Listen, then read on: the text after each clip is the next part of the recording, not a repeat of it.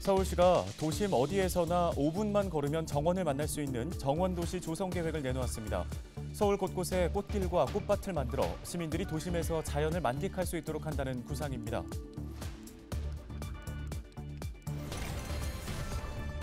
양천구가 고향사랑 기부제 활성화를 위해 5개 품목을 답례품으로 선정했습니다. 이번에 선정된 답례품은 모바일 양천사랑 상품권 가방 등입니다.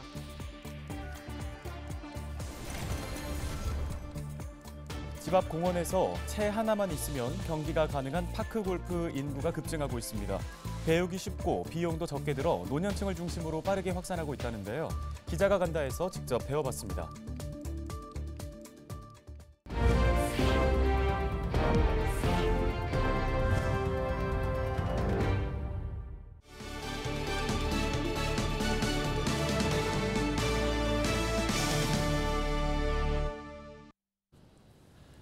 시청자 여러분 안녕하십니까? 헬로티비 뉴스입니다. 첫 소식입니다. 서울시가 지구온난화와 기후변화에 대비해 녹색도시로의 전환을 시도하고 있습니다. 회색빛 콘크리트 구조물을 줄이고 도심 곳곳에 정원을 조성한다는 건데요. 네, 도시 전체를 녹지 공간으로 조성하겠다는 계획입니다. 김호 기자입니다. 지난 9일 순천만 국가정원 박람회를 찾은 오세훈 시장. 오천 그린 광장과 순천만 국가정원 등을 둘러보며 정원 문화를 배웠습니다. 정원도시 순천에 대한 벤치마킹을 마친 오 시장은 정원도시 서울 조성에 본격 나섰습니다. 정원도시 서울은 비움과 연결, 생태와 감성이라는 4가지 전략으로 추진됩니다. 송현동 문화공원 부지와 같이 개발 요구가 잇따르고 있는 공간을 정원과 시민 여가 공간으로 가꿀 예정입니다. 지하화를 추진하고 있는 국회대로와 영동대로의 구간 상부는 건축물 대신 휴식 공간으로 조성합니다. 특히 부분적으로 흩어져 있는 휴식 공간은 서로 연결해 입체 정원을 만들어 서울 어디에서나 5분 안에 정원을 접할 수 있게 할 예정입니다. 흩어져 있는 녹지 공간들을 전부 연결을 하겠다는 겁니다. 그래서 녹지가 눈에서 벗어나지 않도록 서울 시내 전체를 녹색으로 연결하겠다, 네트워크를 하겠다. 한강과 주요 하천에는 다양한 자연 경관을 즐길 수 있는 생태공원을 조성합니다.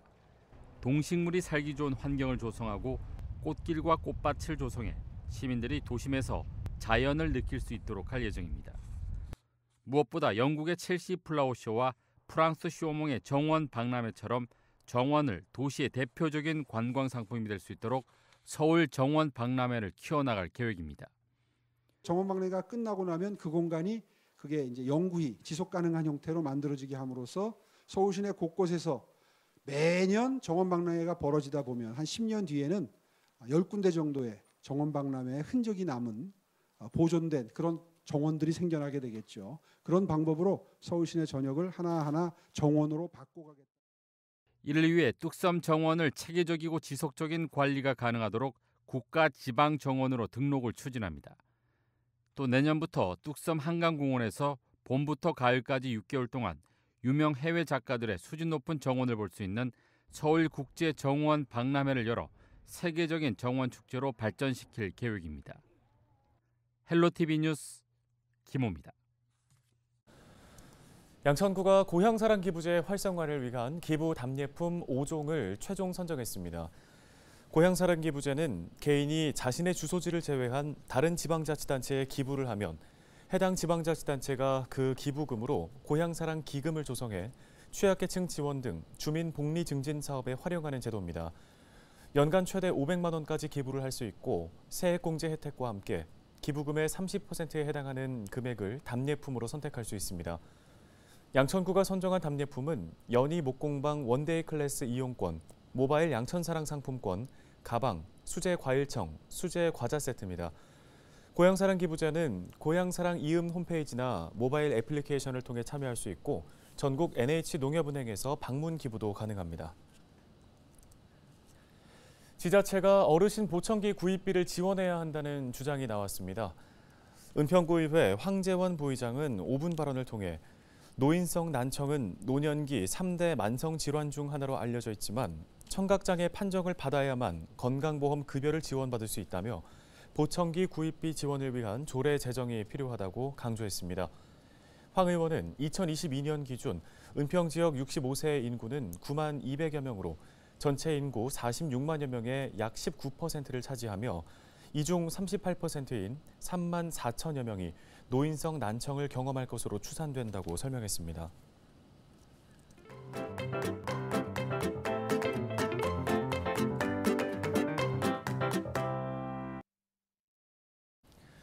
네, 최근에 파크골프의 열풍이 정말 뜨겁습니다. 현재 전국에서 활동하는 파크골프 정식 동호인만 해도 약 15만 명이라고 하는데요. 네, 이렇게 많은 사람의 마음을 사로잡고 있는 파크골프의 매력은 과연 무엇일까요?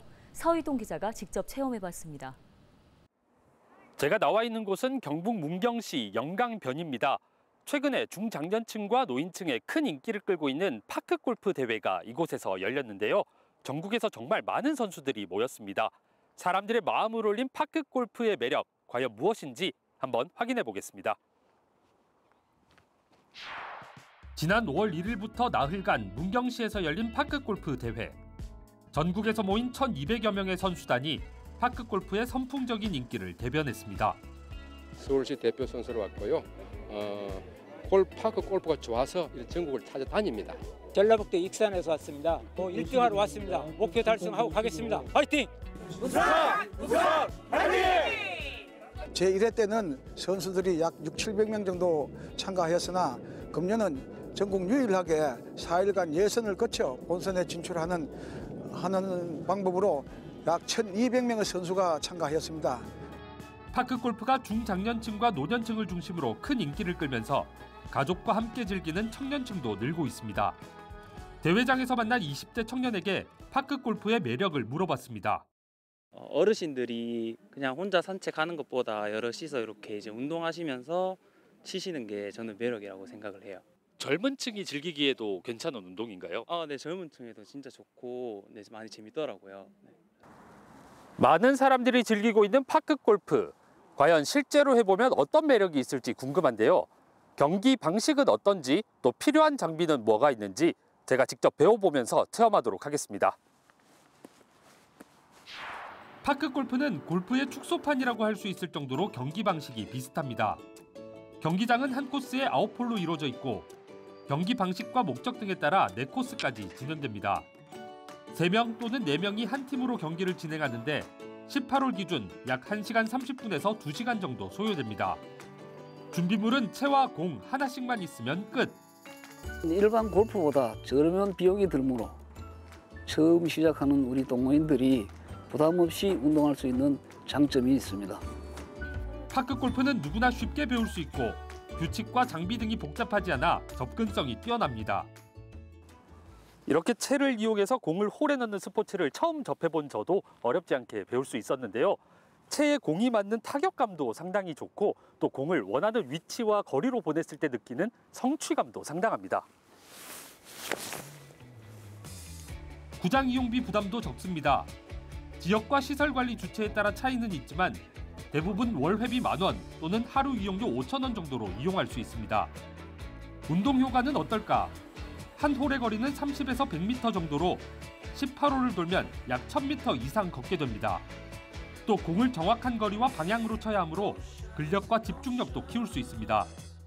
이런 장점이 알려지면서 지난 2019년 전국적으로 5만 명이던 파크골프 동호인 수는 현재 약 15만 명으로 크게 늘었습니다. 제가 파크골프를 체험해본 소감은 쉽다, 재밌다, 그리고 부담이 적다로 요약할 수 있을 것 같습니다. 가족, 친구와 함께 대화를 나누며 즐기기에도 참 좋을 것 같은데요. 경기는 단순하지만 짜릿한 쾌감은 가득했습니다. 기자가 간다, 서희동입니다.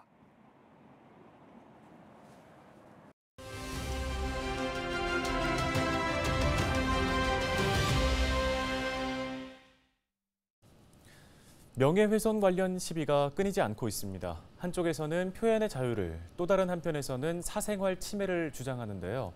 논란이 확대된 일부 사건은 언론에 공개되는 등 국민적 관심도 커지고 있는 양상이죠. 네, 우리 법원은 어떤 기준을 갖고 명예훼손 여부를 판단하는 걸까요?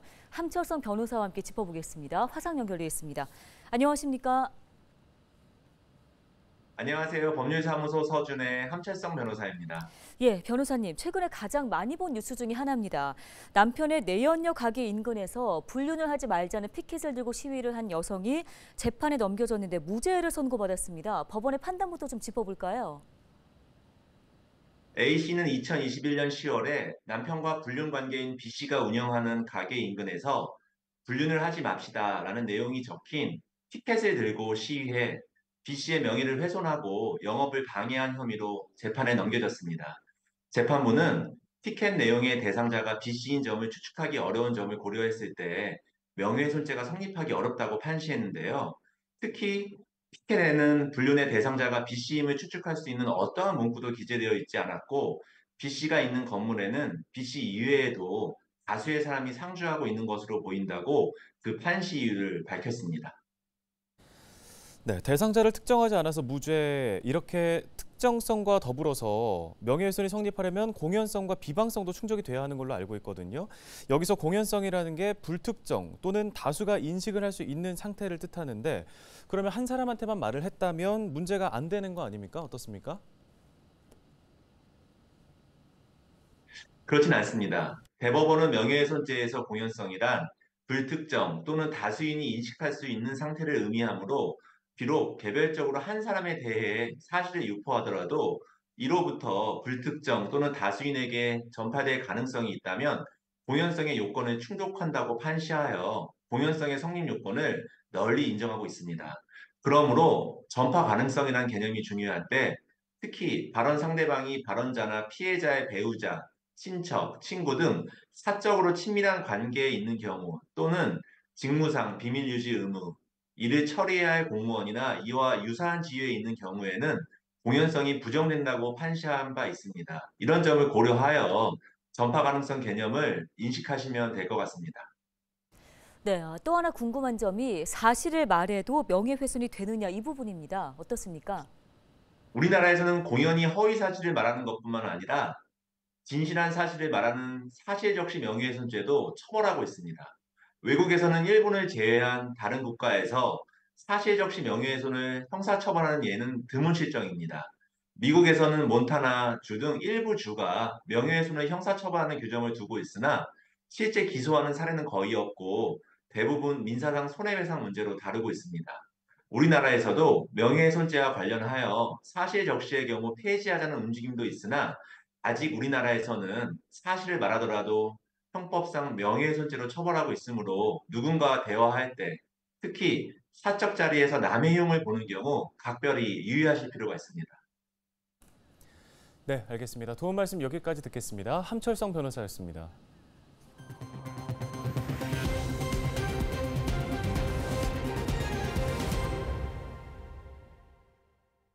은평구가 어린이집 부모 모니터링단을 운영합니다. 부모 모니터링단은 어린이집을 이용하는 학부모와 보육 전문가가 함께 어린이집의 보육 환경을 점검하는 사업인데요. 점검 대상은 은평 지역 어린이집 192곳입니다. 모니터링단은 이달부터 11월까지 어린이집을 돌며 건강, 안전, 급식 등 4개 분야를 집중적으로 점검하고 현장 의견을 받아 맞춤형 컨설팅을 제공할 계획입니다. 행정안전부가 전국 300여 개의 재난관리 책임기관을 대상으로 지난해 재난안전관리 분야 업무 실적을 평가한 가운데 은평구가 최우수 기관으로 선정됐습니다. 은평구는 이번 평가에서 재난상황관리 체계와 신속한 재난대응 역량 등을 인정받아 장관 표창 수상과 함께 특별교부세 8천만 원, 재정 인센티브 400만 원을 확보했다고 밝혔습니다.